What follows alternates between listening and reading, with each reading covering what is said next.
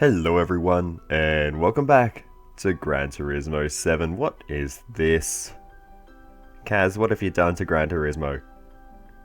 Of all cars, I would have never expected a 1962 Unimog to be added to Gran Turismo 7, but that is absolutely awesome, to be honest. I love all the weird and wonderful cars that Gran Turismo has featured over the years, and I think this is a fantastic addition. I don't think we've ever had anything like this in a Gran Turismo game before, certainly not that I can recall. So yeah, this is something very unique to the series, and something very new, I should say. I believe Forza has had Unimogs before, but let's read about it.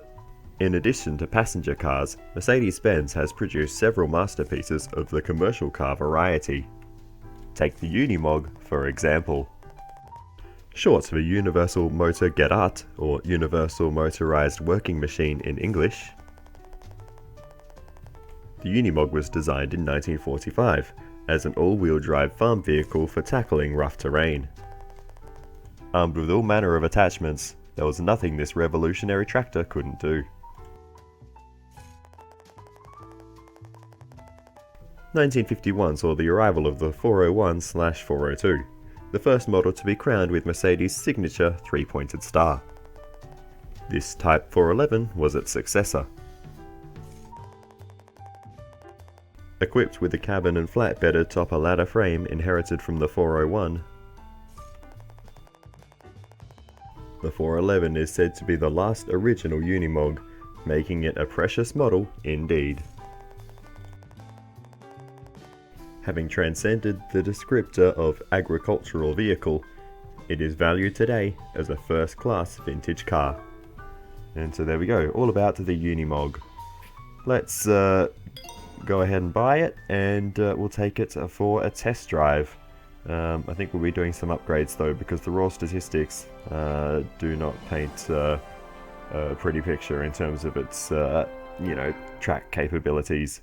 It sits at just 32.4 performance points, completely standard, and we're actually not going to jump into this one. We're going to buy a second one straight away, because I'm almost certain an engine swap will be coming for this car very soon. But it sits at just 29 horsepower and under 4 meters long and over 2 meters high. It's a rather oddly proportioned car to be taking to a racetrack, and it weighs almost 2 tons as well, so it's very heavy. So yeah, it'll be very interesting to see how this goes. What's really cool about this car though, that I later found out, is that the customization options are pretty crazy, and you can create a few very different looking versions of this car, which I think is really cool. And as we continue to speed through my exploration of the car customization for this, I also found that the rim sizes, standard at 18 inch, you can take them down to 16 inches, or you can take it all the way up to whopping 24 inch rims, which is a little bit ridiculous. So we're just going to leave the standard ones on. But yeah, that is some pretty crazy tires on this thing. But anyways, we continue to go through. We can also equip a wide body to our Unimog, so of course we're going to do that. And what I didn't actually know at the time is that this actually changes the customization options quite significantly. I mean, of course it does for other cars to a certain extent, but this is easily the most notable example of exactly how so. So there's a variety of different bull bar options, which these are very different to what was on the regular non-wide body version of this car. So yeah, there's some good customization there, and what you can put on the back as well is also different on the wide body version. So yeah, it's really cool, and I think we'll be going to the back of the car shortly. There you go. So look at this. This is Gran Turismo. This is car racing game for, sports cars, GT3 cars, JDM, muscle cars, and this. Oh my goodness, Unimog. This is what we needed. What's cool though is you could do maybe like a one make series with the Unimog and still have a lot of very different looking cars, which I'm hoping becomes a thing, because yeah, this is cool. But without further ado, okay, maybe some of these customization options are not so good. That looked a bit weird without the front grille. But yeah, we're definitely going to need to do some upgrades though. We're only entering the car in the Sunday Cup Classic. I believe it's the slowest event in Gran Turismo 7, but we're just going to max it out.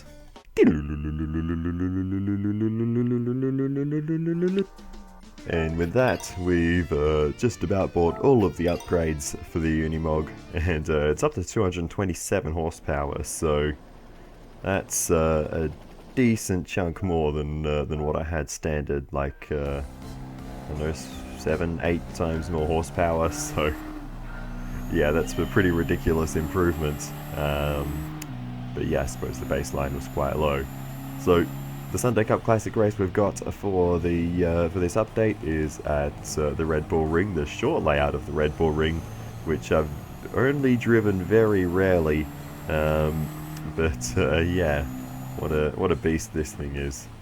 And we're rounding up the field pretty quick as we try to make our way through. There's another Unimog, clearly not running as many upgrades as we are in ours, but we swiftly make the move on them, and yeah, we'll see what we can do. We've got the car also down to just over 1.3 tons, so it is significantly lighter, which is why when we tried to give old mate a shove, he didn't budge. So yeah, it's actually, power to weight sort of ratio wise for sort of low performance race, it's actually pretty good. And yeah, it's obviously got a four-wheel drive system, so it's a very stable and very drivable car. And I kind of thought the suspension might be a bit funny, but it's really not. And yeah, it's a very, very nice car to drive. Unfortunately though, not fast enough to win this race, as it seems. I'm still a fair way behind the race leader. This hasn't been the most optimal race, but yeah, I don't know if we can really gain that much time. I chose to run the sports hard tyres because of course you can just find a chunk of easy lap time by running softer tyres, but I thought sports hards were probably more in the spirit of the Sunday Cup Classic, but looks like we might need the sports softs to get the job done, so yeah, we'll try that next and see if we have more luck.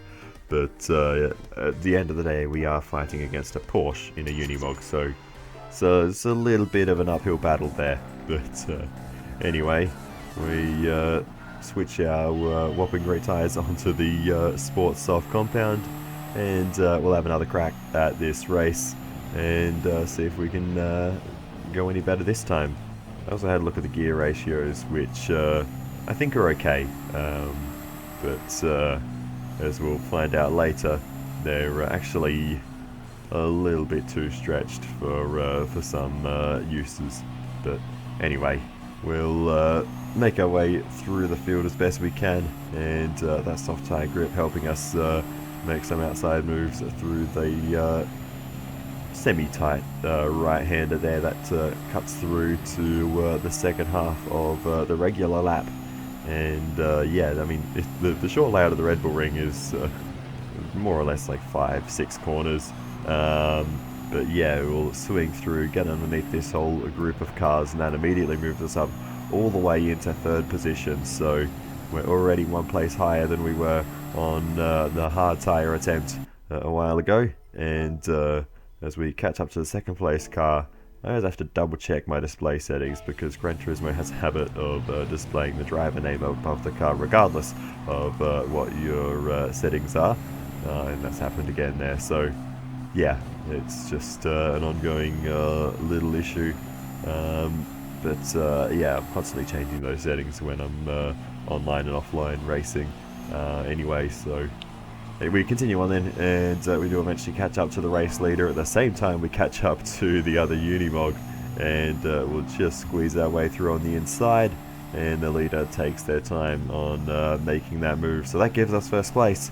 and yeah, that should seal the deal for us. Look at the size of the steering wheel on this thing as we look back to see where they are, but that is a massive steering wheel for this, like I said, what is, you know, a relatively small car, but at the end of the day, I suppose it is a tractor, so I suppose it's what you should expect. But yeah, we weave our way to the line, and it is a race victory at the Red Bull Ring in the Sunday Cup Classic in a tractor, essentially.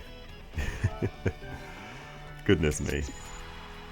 What an unusual car for Gran Turismo. But you know, I thought it was only fair that we take this thing to something you know, more like its natural habitat. So we're taking it off-road, and we're going to see how it handles a little bit of dirt. So we've chucked some dirt tires on, and immediately we slam into a wall because I don't really... Okay. Who would drive a roadster in a rally race? You're going to get all dust on the inside, mate. Yeah, okay. Well, anyway. What was I saying? I've got no idea. Let's just see how this race goes.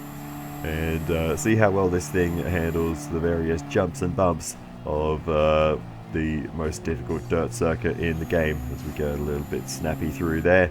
But yeah, we're actually having a little bit of trouble passing old mate in the roadster, so maybe it's not a sillier decision as it seems.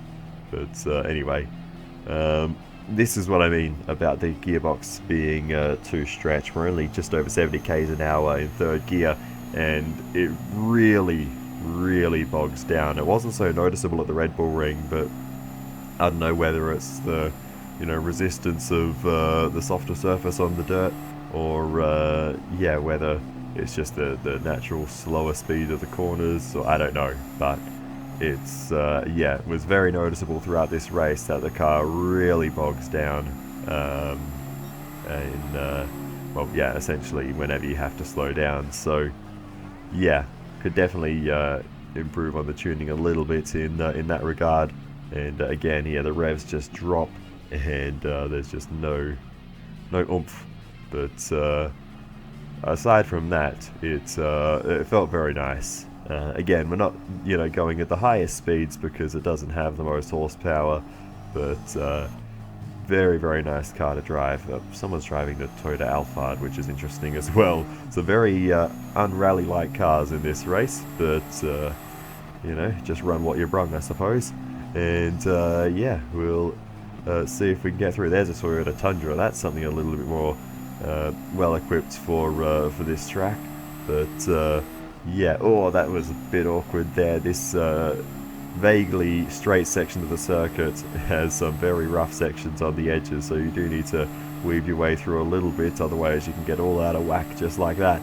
But anyway, we got away with it there, and this car handled it quite well. Now we're out on the rough stuff trying to get around the outside, and we'll make a couple of overtakes there. We're up into second position now, so this has gone reasonably well. We chuck it in and make another move around the outside, but again we really bog down on the exit, and that just makes it so difficult for us to get out of every single corner. But we're coming up to the jump soon, and this is what I'm interested in. Will this have enough speed to actually get some airtime here? We're really bogged down at the wrong time here. I'm just hoping we can build up some speed by the time we get there. I think we will. So we come up to the jump, we start building up some speed, we do get a nice bit of airtime there, and yeah, that is almost the lap.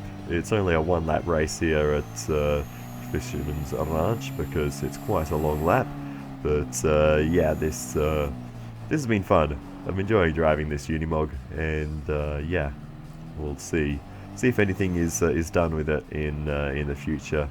The standard car, by the way, I did try to race it in that Sunday Cup Classic before that first attempt I showed, and it had no hope, which is why I just cut that out completely. It was terrible. There's another jump here which is a little bit smaller, and we don't quite get liftoff on that one, but it's not really a surprise. But yeah, really awesome car, and yeah, like I keep saying, something very, very unique for Gran Turismo. And yeah, I hope we get more like this, just more, you know, more things you would just never expect in a Gran Turismo game, because yeah, this was a really nice surprise, especially compared to the other cars in this update, which are very Gran Turismo cars, which are always great additions, but you know, I love the random stuff as much as the common things, I suppose. But yeah, let's just take a quick look at the replay, and we'll watch that jump from off board as we come up to it now. And yeah, nice bit of airtime, and yeah, just this is just so cool. It really is. That's cinema. That is. That could be like straight from the intro. But here is the next car we're going to drive. It is the Peugeot 205 GTI, and yeah, it's well, it's a road car, of course. Peugeot 205 is very well known in the world of rally racing, which is why in this particular version, after I've done a couple of the upgrades, cosmetic upgrades I should say, it's got the little rally lights on the front. But anyway, let's get into it and see what we can do. What I can say is that we're on the sport soft tyres, and the car weighs just 875 kilograms. So yeah, very small. It should be a very light and nimble car. So hopefully we can be very good through the tight and twisty turns here as we navigate our way past the first of a number of cars in this race. We've got 12 cars in the field, so we do have a bit of overtaking to do. Also, just note how much smaller the steering wheel is on this car in that previous onboard shot. But anyway, let's see what we can do here. We're going to chuck it up the inside, a little bit of contact with the Alfa Romeo there, but we'll get through and move ourselves up into 8th position already. So as always, you can just motor through the first few cars pretty quick, and then those towards the front tend to be a lot faster.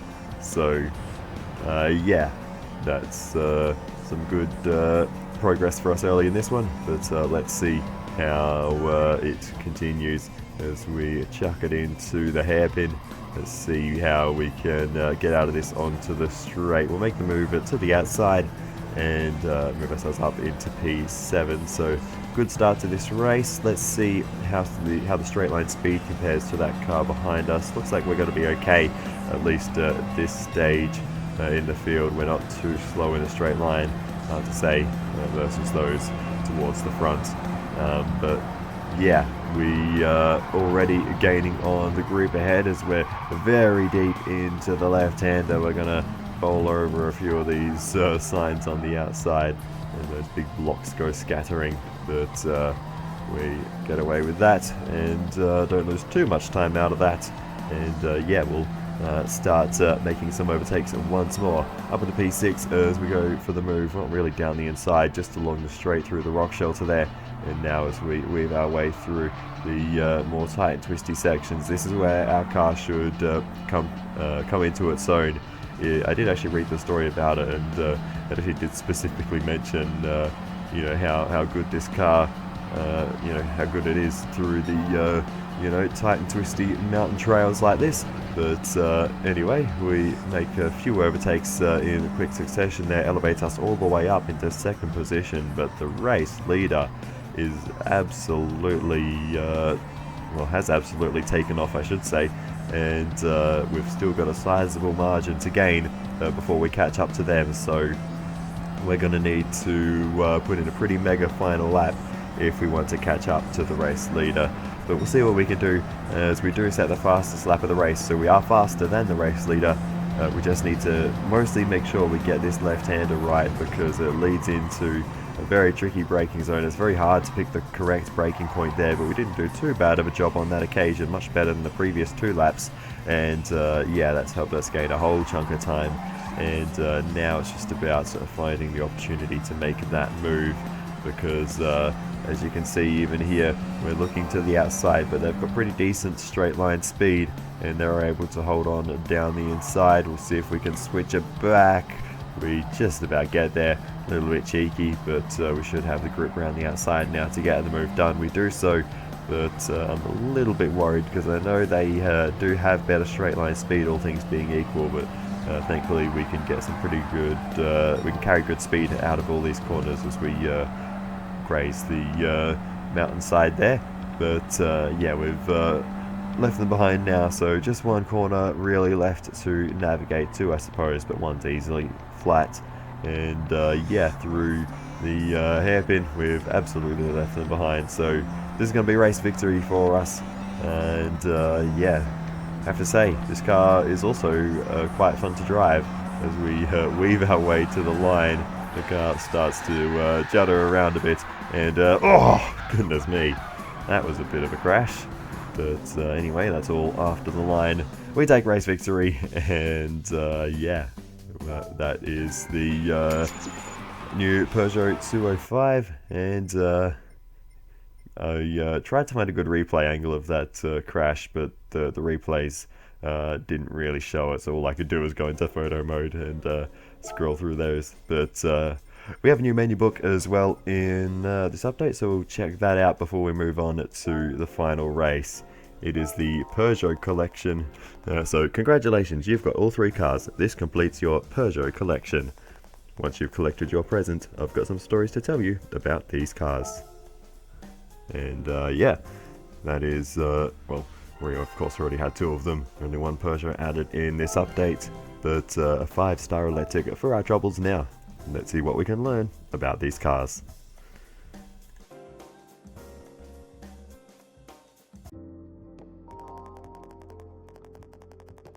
Road cars, rally cars, endurance races, oh my, this collection is a tribute to the many faces of Peugeot. Established in 1810, Peugeot had its start producing steel for use in machines and everyday kitchen table appliances. Then, with the advent of the internal combustion engine at the century's end, it switched gears to making automobiles. In fact, it was a Peugeot that won the world's first motor race, the Paris Toulon Trials, in 1894.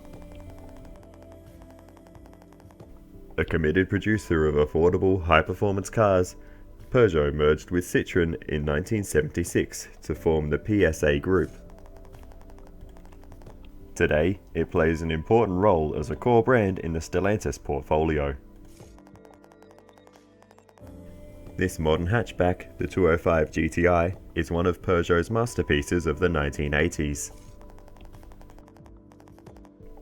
A petite sports car with a large displacement engine, it is pure exhilaration on wheels. What's more, it is remembered for its stellar performance in the World Rally Championship. Built to compete during the legendary Group B years, the 205 Turbo 16 was a 1.8-litre turbocharged all-wheel drive monster. It was followed by the Evolution 2, which boasted title wins at the WRC in 85 and 86. Peugeot pulled off a similar feat at Le Mans 24 Hours, with consecutive wins in 92 and 93. In 2009, it claimed a 1-2 finish at Le Mans with the 908 HDI FAP, a race car powered by a turbo diesel engine. Although a 2010 win was dashed by chassis trouble, it incredibly took the top 4 spots in the qualifiers. With a history dating back to the 19th century and many a story to tell, Peugeot truly has a charm that is all its own. And so there we have it. Little stories about Peugeot.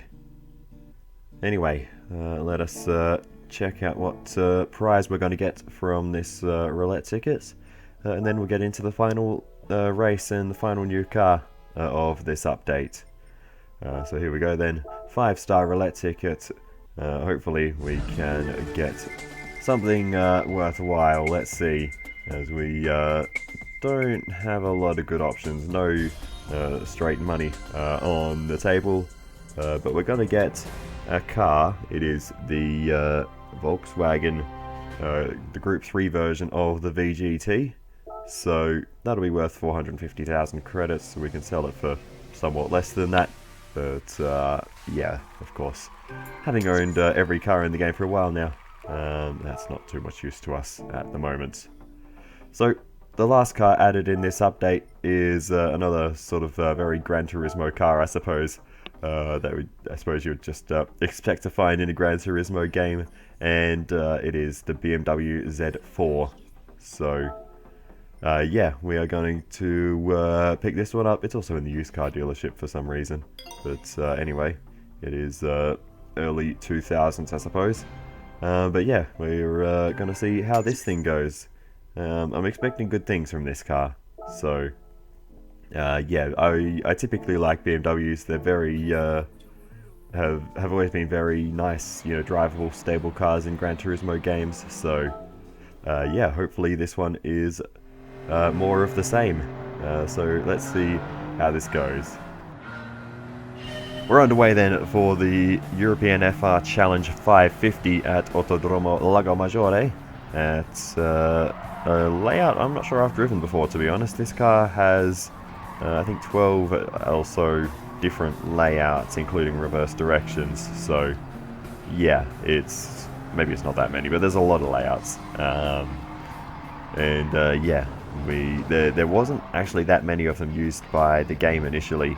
It tended to just use the same ones over and over. So yeah, I guess it makes sense that we're, you know, starting to utilize the other versions with the new races added in new updates. But yeah, yeah, it was definitely weird driving this layout because it doesn't include my favorite corner of the circuit. But anyway, we are off to a decent start, gaining a few places already as we start to work our way up through the field. We're already up into P9, 12 cars in this race. We've got 5 laps to get through the field, so a little bit of a longer one to the previous few races we did, but we're swiftly making our way through the field as we're all the way up into P7 already, so we've done almost half the work in terms of overtaking. But as we well know by now, the cars towards the front of the field are much faster, so this in a 5-lap race is right about where we need to be. But you can see we're carrying pretty good mid-corner speed. In terms of the car's stability that I was hoping for, it's mostly there. So long as you're not pushing over the limit, it's okay. But I did find in a previous attempt that if you just sort of throw it into the corner and then try and put the power down, you can still spin it around pretty easily, and it's actually quite difficult to recover once it starts going. So yeah, you just have to keep it within limits, which is not difficult. It's you know, relatively forgiving in that respect, and yeah, it's pretty nice to drive. But yeah, we're battling away. We're up into 4th position now with that overtake, so we are going pretty well. The straight line speed perhaps seems to be a bit of an issue. Looks like those around us have a little bit more as we get closer to the front of the field, running a little bit wide out over the exit curb there, but we're okay with that. And we got a bit of a margin to the group ahead, so let's see if we can catch up to them. We actually might close in a fair bit of that immediately. I was about to cut away, but we're already on the back of them. We'll make the move as we skate across, and we just about managed to recover as we were surfing across the grass there, and that's moved us up into the top 3. 2 cars to go a bit further up the road. We soon catch up to the 2nd placed car as we head towards turn 1 once more, and we still have 3 laps to go in this race, so plenty of time to make these last couple of overtakes. We managed to squeeze our way through on the inside using all the millimeters there to get that move done. But as you can see, the race leader is a fair way up the road, so I've got to push pretty hard to catch up to them. And as we continue to close that margin, end of the 3rd lap now, and we have caught up to them. Went a little bit deep there trying to maybe set up a better exit, but didn't really work for us. And yeah, we ended up pretty similar, but you can see the extra straight line speed that they've got in the M2 competition. And yeah, we've really got nothing for them in a straight line, so we're going to have to do all the work in the corners to try and take this race lead. 2 laps to go now in the race as we start to work our way through the opening sector once more. And we do have the fastest lap of the race, of course, with closing that margin. So yeah, we do have the pace. We just need to find a way to get this move done as we go very deep and wide off the exit there. And just trying to carry too much speed and trying to take advantage of you know, our extra mid-corner speed, but took it a little bit too far there, and we've well and truly overcooked it. So there goes the last lap of work trying to close that margin, but we can actually, through this middle sector, close in relatively quickly, and you'll see what I mean as we're going to stay on board for the rest of the lap, so you can see just how much we can close up through the corners. And even though we are not quite getting through there optimally, you can see the margin we've made up. So our cars very different in how they generate their lap speed, but as we go bounding over the inside curb, we'll make the move around the outside for the race lead as we head towards the final corner. But watch out for their straight line speed, because they could easily get us back towards turn 1. They were significantly faster. It wasn't just by a small amount. We try to maximize the corner as much as we can, but it's a little bit tricky driving this car for the first time. And now, as we head along the straight, they are catching up, and they will make the move down the inside towards turn 1 as we race side by side into the first sector, and they are easily able to get through with all that straight line speed, and we're left to fight another day. But there's not much time left as we're on the final lap of the race now. Let's see what we can do, but we've dropped a significant amount back. I'm not the best through that first sector, so I really do need to maximize the middle sector, because that's the only part of the circuit I really have a decent advantage. So here we go then, as we are along the final real straight section before the run to the finish. So long as we are close towards the end of this, we're going to go for the big lunge down the inside, because we need the middle sector to pull away, given what happened on the previous lap. But we can't quite get it done. We're very tight on the inside apex there, and we couldn't get the move done. So now, another relatively short straight. We won't lose too much time here, and now we need to absolutely fly through this middle sector to see what we can do, to see if we can close in and make that move. But we're actually, despite keeping it on the road for this lap, we're actually not quite going to make the move as early as what we did previously, so they might have picked up the pace through the corners and found a little bit more speed. So we're going to have to go full send down the inside into the final corner, and we do manage to get the move done, just going a touch deep, but we keep it on line. And on the exit, we might have to be a little bit defensive towards the timing line. It's a long run to the finish, but we will just about manage to hold them off all the way to the end and take the victory here at Autodromo Lago Maggiore in the European FR Challenge 550, the final event of Gran Turismo's latest update. And yeah, that is the 3 new cars and events, and the menu book all complete.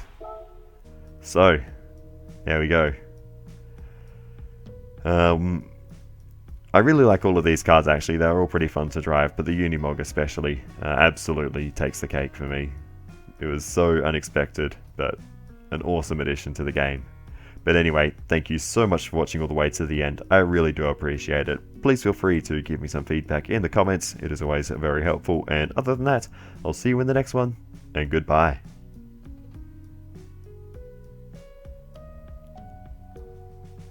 Unimog.